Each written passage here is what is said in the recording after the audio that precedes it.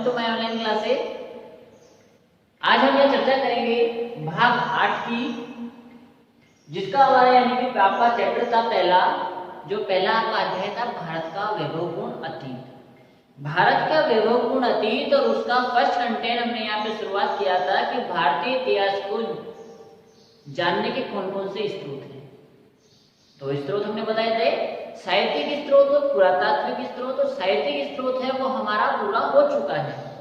अब जो हम चर्चा कर रहे हैं वो कर रहे हैं पुरातात्विक स्रोत की, और पुरातात्विक स्रोत की भी एक क्लास है हमारी वो हो चुकी है, जिसके अंदर हमने ये देखा कि पुरातात्विक स्रोत कहते किसे हैं, पुरातत्व का मीन क्या है, पुरातत्व से हमें क्या क्या जानकारियां मिलती है, और पुरातत्व के जो यानी कि एक तरह से स्रोत हैं वो कौन कौन से हैं, उनको कितने भागों में विभाजित किया गया है। तो इससे पहले जो लास्ट क्लास में हमने देखा था कि पुरातात्विक स्रोत जिनको हमने 6 भागों में विभाजित किया था, जिसके अंदर पहला था हमारा अभिलेख, दूसरा था हमारा यहाँ पर सिक्के हो गए, मुद्राएं एवं मूरे, थर्ड नंबर पे आपके उत्खनन से प्राप्त अवशेष, फिर आपका विशिष्ट भवन स्मारक एवं मंदिर, फिर नेक्स्ट था आपके मूर्तियां, और छठा जो आपका बिंदु था वो था आपका कौन सा, शैल चित्रकला ड्रॉ पेंटिंग। तो हमने लास्ट क्लास के अंदर ये कहा था कि जो भी हमारे 6 के 6 बिंदु है उनको हम सभी को डिटेल से पढ़ेंगे। डिटेल से इसलिए क्योंकि हमारी जो क्लासें हैं वो सिर्फ बोर्ड के लिए ही नहीं, ये आपके आरएस मैथ्स के लिए भी यानी कि क्लासें हैं, जिसके अंतर्गत आपको यानी कि एक तरह से वहां पर इन सभी को यानी कि एक तरह से विस्तार पूर्वक लिखना होगा। इसीलिए हम इन सब बिंदुओं को यहाँ पर डिटेल से पढ़ रहे हैं, ताकि आगे आप किसी भी प्रकार का कॉम्पिटिशन एग्जाम दो तो वहां पर आपको इन चीजों को बार बार पढ़ने की जरूरत ना पड़े। तो आज हम शुरुआत करने जा रहे हैं पुरातात्विक स्रोत की। पुरातात्विक स्रोत का जो यानी कि पहला बिंदु है वो है आपका कौन सा, अभिलेख।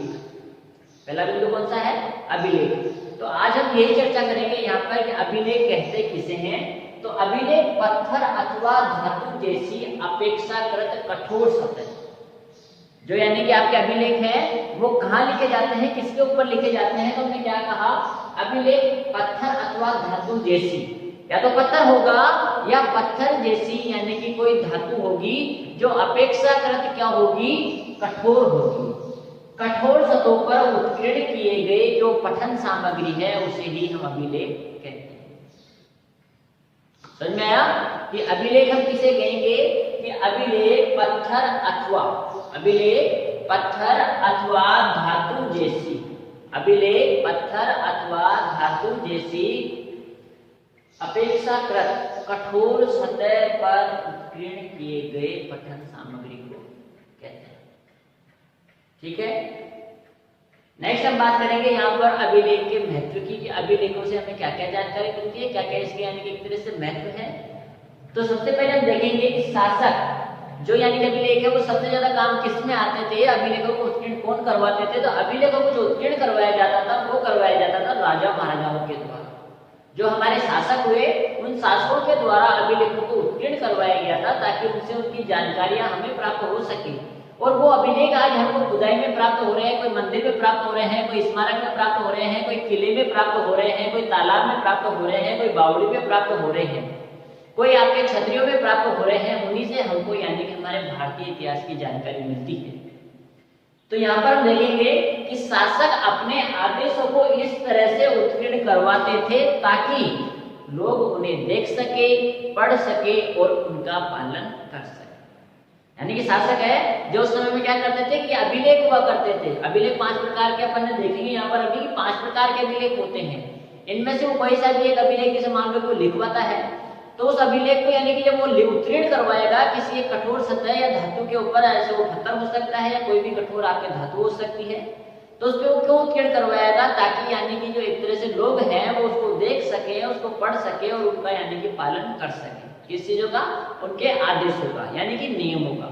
जैसे कि आज हम देखते हैं कि रोड के ऊपर जैसे कि आपके कई बार होर्डिंग्स लगे होते हैं, जैसे आप टोल प्लाजा पे जाओगे तो वहां पर भी आपके लिखा हुआ रहता है कि आपके इतनी दूरी के लिए यानी कि इतना आपको यानी कि जैसे यहाँ चार्ज करना पड़ेगा, या आपके रोड के ऊपर लगे रहते हैं कि हाँ यानी कि आपको इतनी स्पीड के अंदर चलना है। तो ये सब क्या है, आपके संकेत हैं। ये सब यानी कि हमारे गवर्नमेंट के क्या है, नियम है, ताकि हम उन नियमों का पालन कर सकें। उसी प्रकार यहाँ पर भी ये गवर्नमेंट थी, और इस गवर्नमेंट का जो यानी कि प्राइम मिनिस्टर था वो हुआ करता था कौन, आपके राजा। और वो राजा भी जब अपने आदेशों को यानी कि इस प्रकार से उत्कीर्ण करवाता था ताकि यानी कि वो आदेशों का यानी कि जनता पालन कर सके। तो जनता पालन कब करेगी? जब जनता को नियमों के बारे में पता होगा। तो ऐसे में राजा क्या करता था, जगह जगह पर यानी कि अभिलेख उत्कीर्ण करवाता था, जिसके अंतर्गत वो अपने आदेशों को उत्कीर्ण करवाता था ताकि जनता या प्रजा है या लोग है जो उनको पढ़ सके, देख सके और उन नियमों का पालन कर सके। तो पहला महत्व आपका ये हो गया। सेकंड चर्चा करेंगे, तिथि युक्त व समसामयिक होने के कारण ऐतिहासिक दृष्टि से भी इनका महत्व और अधिक बढ़ जाता है। कैसे है ये? तिथि युक्त एवं समसामयिक होने के कारण ऐतिहासिक दृष्टि से इनका महत्व अधिक है। जो आपके अभिलेख है यानी कि पुरातत्व के अंतर्गत हमको बहुत सी सामग्रियां मिलती है, लेकिन जो सबसे ज्यादा यानी कि एक तरह से आपके विश्वसनीय स्रोत है, इसको अपन कहेंगे ऑथेंटिक, जो यानी कि एक तरह से आपके यहाँ पर कुछ यानी कि आपके तथ्य प्राप्त होते हैं, फैक्ट प्राप्त होते हैं, वो कौन से होंगे? आपके अभिलेख में होंगे। क्योंकि अभिलेख हम जब भी लिखवाएंगे तो क्या होगा? उस समय का समकालीन यानी कि तत्कालीन होगा, करंट होगा, और वो कैसा होगा? तिथि युक्त होगा। जैसे कि आज हमारे जैसे आपके गाँव में, हमारे गाँव के अंदर कोई भी, जैसे मान लो कि आपके विद्यालय है, कोई भी सरकारी अस्पताल है, कोई आपके पंचायत समिति है, या कोई आपका किसी प्रकार की डिस्पेंसरी है, या कोई भी आपके यानी आंगनबाड़ी है, या माँ बाड़ी योजना की यानी खुली हुई कोई भी स्कूल है, तो उसके बाहर क्या होती है? एक शिलान्यास पट्टिका लगाई जाती है। जिस दिन उसका यानी कि एक तरह से उद्घाटन होता है, उसके बाहर क्या करते हैं अपन? एक शिलान्यास पट्टिका लगाई जाती है और उसका यानी कि उसको फीता काट के हम उद्घाटन करते हैं। उस शिलान्यास पट्टिका के ऊपर क्या लिखा हुआ रहता है कि ये जो संस्था है, ये विद्यालय है, ये मंदिर है, या ये एक तरह से स्कूल है, या अस्पताल है, या आपके कोई भी यानी कि पंचायती है, इसका निर्माण इस तिथि को संपन्न हुआ और इसका उद्घाटन आपके यानी कि जो भी अतिथि होगा उस अतिथि के यानी कि हाथों से किया गया। तो उससे क्या हुआ कि उसके अंदर किसी भी प्रकार का गलत तथ्य नहीं है। कब बना, किसने उद्घाटन किया, वो सब क्या है यानी कि जिसने किया होगा तभी तो उसका नाम लिखा होगा। भाई आपके कोई भी सरकारी स्कूल है, उसका उद्घाटन मान लो कि आपके सीएम है, आपके मुख्यमंत्री है यानी कि अशोक गहलोत है, अशोक गहलोत के द्वारा यानी कि उसका किया गया, तभी तो उसके अंदर अशोक गहलोत का नाम होगा। भाई ये थोड़ी ना है कि उसके अंदर नाम लिखा हुआ है अशोक गहलोत का, कि अशोक गहलोत के नाम द्वारा यानी कि इसका उद्घाटन किया गया और फीता काट के पहुंचे आपके वसुंधरा राज्य। ऐसा तो हो नहीं सकता। तो यानी कि क्या हुआ कि जिसका नाम लिखा हुआ है वही व्यक्ति उस कार्य को करेगा। तो इसका मतलब अपन अभिलेख को क्या कहेंगे कि ये बिल्कुल ऑथेंटिक है, तथ्य युक्त है, और ये बिल्कुल तिथि युक्त एवं समसामयिक होने के कारण ही इतिहास में इनका काफी महत्व रहा। नेक्स्ट बात करें अपन शासक व व्यक्तियों के नाम। शासक व व्यक्तियों के नाम, वंश, तिथि, कार्य व समसामयिक घटनाओं का उल्लेख भी हमको अभिलेखों में ही मिलता है। कि जो हमारे शासक हो गए, राजा हो गए, या कोई भी आपके आम जनता प्रजा हो गई, उनके नाम, उनका वंश, उनकी यानी कि तिथि क्रम, वो क्या कार्य करते हैं, वो उस समय की समकालीन आपकी यानी कि समसामयिक जो घटनाएं घटित हुई, उन सभी की जो जानकारी है, वो जानकारी भी हमें किससे प्राप्त होती है? अभिलेखों से ही प्राप्त। इन्हीं अभिलेखों के माध्यम से तत्कालीन सामाजिक, धार्मिक, राजनीतिक एवं आर्थिक गतिविधियों की भी जानकारी हमें अभिलेखों के माध्यम से ही प्राप्त होती है। अब हम यहाँ पर समझे कि अभिलेख कहते किसे हैं, तो आपको अभिलेख ऐसे समझ में आ गया कि अभिलेख यानी कि पत्थर अथवा धातु जैसी अपेक्षाकृत कठोर सतहों पर उत्कीर्ण किए गए पठन सामग्री को ही अभिलेख कहते हैं। कंप्लीट। इसके महत्व अपन देखे, महत्व आपको समझ में आए होंगे। अब हम चर्चा करेंगे इसके टाइप्स की, इसके प्रकार की, जो कि अपन लास्ट क्लास में मैंने बता दिया था कि जो आपके अभिलेख हैं वो 5 प्रकार के होते हैं। लेकिन आज हम ये देखेंगे कि अभिलेख जो 5 प्रकार के हैं वो कौन कौन से तो होते हैं, लेकिन वो उन्हें क्या मतलब किसे यानी कि आपके शिलालेख कहेंगे, किसे गुहालेख कहेंगे, यानी कि डेफिनेशन और कुछ उनके एग्जाम्पल भी। तो ठीक है, आगे बढ़ते हैं हम इसके अंदर। तो सबसे पहले अपन इसके टाइप की बात करें तो आपको इनाम याद होनी चाहिए। इसके जो टाइप है उनको डिवाइड किया गया है कितने पार्ट के अंदर? 5 पार्ट के अंदर। फर्स्ट है आपका शिलालेख, सेकंड स्तंभ लेख, थर्ड गुहालेख, फोर्थ ताम्रपत्र अभिलेख और 5th नंबर पे आपके मूर्ति लेख। पहला शिलालेख, दूसरा स्तंभ लेख, तीसरा गुहालेख, चौथा ताम्रपत्र अभिलेख और 5वां आपका मूर्ति लेख। अब सबसे पहले हम यानी कि 5 के नाम तो याद कर लिए कि आपका यानी कि शिलालेख हो गया, स्तंभ लेख हो गया, गुहालेख हो गया, ताम्रपत्र अभिलेख हो गया और एक आपका मूर्ति लेख हो गया। अब हम यहाँ पर ये चर्चा करेंगे कि यानी कि शिलालेख है कहते किसे हैं, स्तंभ लेख कहते किसे हैं, गुहा लेख है वो कहते किसे हैं, आपके यानी जो ताम्रपत्र अभिलेख है वो किसे कहते हैं, मूर्ति लेख किसे कहते हैं। तो ठीक है, आगे बढ़ते हैं। पहला बिंदु है हमारा शिलालेख, और शिलालेख हम किसे कहेंगे, शिला। शिला यानी कि एक पत्थर की शिला। शिला क्या है, एक पत्थर की शिला है, एक पत्थर की आकार होगा, एक चट्टान होगी या कुछ भी आपका यानी कि पत्थर जैसा आकार होगा, उसके ऊपर कुछ यानी कि उत्कीर्ण करवाया गया, खुदाई करके यानी कि कुछ आपके लिखवाया गया है, तो उससे हम यानी कि शिलालेख कहेंगे। शिलालेख किसी पत्थर या चट्टान के ऊपर उत्कीर्ण करवाए गए लेख को ही शिलालेख कहा जाता है। साधारण शब्दों में कि किसी भी पत्थर अथवा यानी कि आपके कठोर चट्टान के ऊपर यानी कि जो भी आपके शब्द उत्कीर्ण करवाए गए, पठन सामग्री उत्कीर्ण करवाई गई, वही आपके शिलालेख है। शिलालेख की अगर अपने बात करें तो सबसे प्रमुख जो हमारे यानी एक तरह से शिलालेख पाए जाते हैं वो पाए जाते हैं आपके गुप्त डायनेस्टी की, गुप्त साम्राज्य के। और गुप्त साम्राज्य के अंतर्गत जो आपके यानी कि अभिलेख हमको देखने को मिलते हैं वो आपके अशोक के द्वारा, जो आपका यानी कि शासक था अशोक के द्वारा 33 अभिलेख यानी कि उत्कीर्ण करवाए गए, जिनके अंदर से 14 यानी कि 14 जो लेख थे वो थे आपके शिलालेख। क्या कहा हमने कि जो शिलालेख है वो यानी कि किसी पत्थर अथवा यानी कि कठोर आपके यानी कि चट्टान के ऊपर उत्कीर्ण किए गए पठन सामग्री को ही शिलालेख कहते हैं। शिलालेख सर्वाधिक हमको गुप्त साम्राज्य से मिलते हैं। गुप्त साम्राज्य के अंदर अशोक के द्वारा ही टोटल कितने 14 शिलालेख उत्कीर्ण करवाए गए हैं। आगे चर्चा करें अपन इसके अंतर्गत कि अशोक के जो शिलालेख थे वो यानी कि कौन सी लिपि में थे, तो वो लिखे गए थे आपके ब्राह्मी एवं खरोष्टी लिपि में। ये जो चीजें मैं एक्स्ट्रा बता रहा हूँ ये सब आपको नोट्स के अंदर नोट करनी है। ऐसा नहीं है कि यहाँ पर जो मैंने उतार दिया सिर्फ आपके लिए वही कंप्लीट नोट्स हो गए। इनके अलावा भी काफी छोटी छोटी चीजें हैं जो यानी कि एक तरह से लिख नहीं पाते हैं, लेकिन उनको ओरली आपके सामने यानी कि रखा जाता है। तो आपको अधिक कोशिश यही करनी है कि वीडियो को आप वॉच करें, हर एक छोटी छोटी चीज को अच्छे से समझे और उसको साथ ही साथ अपने नोट्स के अंदर नोट करते हैं, ताकि आपके जो नोट्स है वो किसी भी प्रकार से यानी कि आपके आधे नहीं हो, पूरे के पूरे कंप्लीट हो। नेक्स्ट अपन ये बात करेंगे आपके सेकंड नंबर पे जो शिलालेख है आपका, यानी फर्स्ट आपका शिलालेख के अंतर्गत यानी कि हमने देखा यहाँ पे कि सबसे ज्यादा जो शिलालेख है किसके, अशोक के शिलालेख। इसी के साथ साथ और कौन कौन से शिलालेख है कुछ एग्जाम्पल, तो फर्स्ट हो गया अशोक के शिलालेख, सेकंड खारवेल का हाथी गुम्फा अभिलेख। कल भी बताया था मैंने, जो अपन इसका इंट्रोडक्शन पढ़ा था पुरातात्विक स्रोत का, वहां पर अपन ने चर्चा की थी। कलिंग नरेश जो था आपका खारवेल, उसने भी एक अभिलेख उत्कीर्ण करवाया था, कौन सा, हाथी गुम्फा अभिलेख, जिससे यानी कि आपको कलिंग नरेश खारवेल की जानकारी प्राप्त होती है। नेक्स्ट आपके जूनागढ़ का रुद्रदामन का जूनागढ़ अभिलेख। जो जूनागढ़ अभिलेख है वो किसका है, रुद्रदामन का है। रुद्रदामन ये आपका यानी कि क्या था, हिंदी यूनानी शासक था, इंडो ग्रीक शासक था, जिसके द्वारा यानी कि एक तरह से आपके ग्रीक शासक था, जिसने यानी कि आपके जूनागढ़ अभिलेख को यहाँ पर लिखवाया था। संस्कृत भाषा के अंदर लिखवाया गया सबसे बड़ा अभिलेख है कौन सा, जूनागढ़ अभिलेख, जो कि कैसा अभिलेख है, कौन से टाइप का शिलालेख है, एक शिला के ऊपर एक पत्थर के ऊपर उत्कीर्ण करवाया गया। वही आपने प्रयाग प्रशस्ति, जिसके अंतर्गत हमको समुद्रगुप्त की उपलब्धियां मिलती है, तो समुद्रगुप्त की उपलब्धियों को एक शिला के ऊपर उत्कीर्ण करवाया था, वो किसने करवाया था, तो वो समुद्रगुप्त का एक कवि था जिसका नाम था हरिशेन, उसी हरिशेन के द्वारा इसको उत्कीर्ण करवाया गया।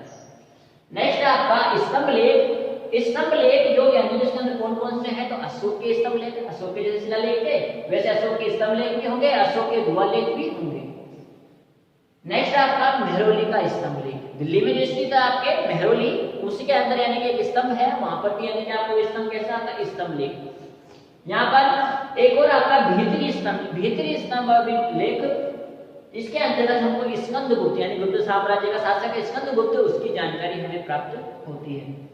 नेक्स्ट आपके यहाँ पर अपन चर्चा करें, पहले स्तंभ लेख कहते किसे हैं, ये कैसा हो गया आपका एक पिल्लर लेख, पिल्लर का हो गया। जैसे अपना एक पिल्लर नहीं होता उसी प्रकार से एक यानी कि स्तंभ लेख एक स्टेच्यू जिसको अपन बात करेंगे, तो उसी प्रकार से यानी कि आपका एक पिल्लर होगा, उसके ऊपर यानी कि जो पत्थर के किसी प्रकार का पिल्लर होगा, उसके ऊपर कुछ यानी कि पठन सामग्री उत्कीर्ण करवाई गई है, वही आपका क्या कहलाता है, स्तंभ लेख। जैसे आपका विजय स्तंभ हो गया, कीर्ति स्तंभ हो गया, उनके ऊपर यानी कि जो नीचे एक तरफ यानी कि आपके कुछ स्तंभ लिखवाए गए हैं, उसके ऊपर आपके कुछ यानी कि उत्कीर्ण सामग्री करवाई गई है। उत्कीर्ण यानी कि प्रधान सामग्री उत्कीर्ण है, वही आपके यानी कि क्या कहलाते हैं, स्तंभ लेख कहलाते हैं। जिसके अंदर तीन अपने देखिए, अशोक के स्तंभ लेख, मेहरौली स्तंभ लेख और भीतरी स्तंभ लेख, जिसमें जानकारी मिलती है किसकी, स्कंद। नेक्स्ट बढ़े अपन गुहा लेख। गुहा लेख कहेंगे किससे पहले ये अपन देखेंगे तो गुहा लेख होती है हमारे गुफाएं या कंदरें, कि प्राचीन समय के अंदर जो हमारे आदि मानव थे वो यानी कि पहाड़ों के अंदर, नदियों की जो चट्टानें हुआ करती थी नदियों के अंदर, उनके अंदर यानी कि स्थान बना करके वो अपने निवास को बनाते थे। उनका निवास वही होता था, उन्हीं चट्टानों के बीच के अंदर जो खोखले होते थे, उन्हीं को खोलों के अंदर या कंदराओं में या चट्टानों की या पहाड़ियों की जो गुफाएं होती थी, उन्हीं के अंदर आदि मानव अपना जीवन व्यतीत करता था। और उसी के अंतर्गत यानी कि गुफाओं के अंदर ही यानी कि कुछ आपके जो उत्कीर्ण करवाई गई सामग्री है वो आपकी गुहा लेख कहलाती है। इस गुहा लेख में पहला आपका वही अशोक का गुहा लेख। अशोक के देखो आपके शिलालेख भी है, स्तंभ लेख भी है और गुहा लेख भी है। तीन जगह आपके अशोक का नाम आ रहा है। दशरथ का नागार्जुनीय अभिलेख जो गुहा लेख है, ये भी दशरथ का नागार्जुनी गुहा लेख। और एक सातवाहन के यानी कि गुहा लेख है जो नासिक और नाना घाट के नाम से जाना जाते हैं। सातवाहनों के जो गुहा लेख है वो किसके नाम से, नासिक और नाना घाट के नाम से जाने जाते हैं। नेक्स्ट अपने थर्ड नंबर में ताम्रपत्र अभिलेख। ताम्रपत्र अभिलेख जो कि यानी किसके द्वारा लिखा गया है, प्रभावती गुप्ता। ताम्रपत्र अभिलेख जो कि प्रभावती गुप्ता का यानी कि लेख है। और इसके अंतर्गत यानी कि हमको जो ताम्रलेख है उसमें किसका इतिहास मिलता है, तो गुप्तों का इतिहास मिलता है। ताम्रपत्र अभिलेख किसे कहेंगे अपन, कि तांबे का एक पत्र यानी कि एक प्लेट। हमने शुरू में पढ़ा था क्या, पत्थर अथवा धातु जैसी अपेक्षाकृत कठोर कोई भी वस्तु हो। तो यहाँ पर यानी कि ताम्रपत्र यानी कि तांबा आपको पता है कि काफी कठोर होता है, तो उसी तांबे के यानी कि क्या बनाई जाती थी, आपके स्लाइड यानी कि उनके पेज या एक तरह से अपन कह सकते हैं उनकी प्लेट बनाई जाती थी। उन्हीं प्लेटों के ऊपर यानी कि कुछ उत्कीर्ण करवाया जाता था, वो उत्कीर्ण किए गए कथन सामग्री ही ताम्रपत्र अभिलेख कहलाते हैं। एग्जाम्पल के रूप के अंतर्गत हमको प्रभावती गुप्ता का ताम्रपत्र अभिलेख देखने को मिलता है, जिससे कि जितने भी ताम्रपत्र अभिलेख है उनके अंतर्गत आपको यानी कि गुप्त साम्राज्य की जानकारियां प्राप्त होती है। नेक्स्ट हमारा मूर्ति लेख। मूर्तियों से भी यानी कि हमको भारतीय इतिहास की जानकारी प्राप्त होती है। मूर्ति लेख भी आपके इसमें अभिलेखों में आते हैं।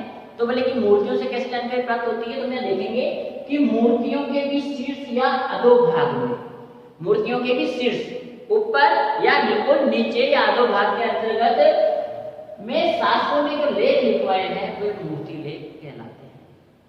कि मूर्ति है किसके दो किसकी है, किसके द्वारा निर्मित करवाई गई थी, कब करवाई गई थी, ये सब उसके ऊपर उसके शीर्ष भाग में या उसके अधोभाग के अंदर क्या लिखा उत्कीर्ण करवाया गया है, जिससे हमको यानी कि उस समय की जानकारी प्राप्त होती है।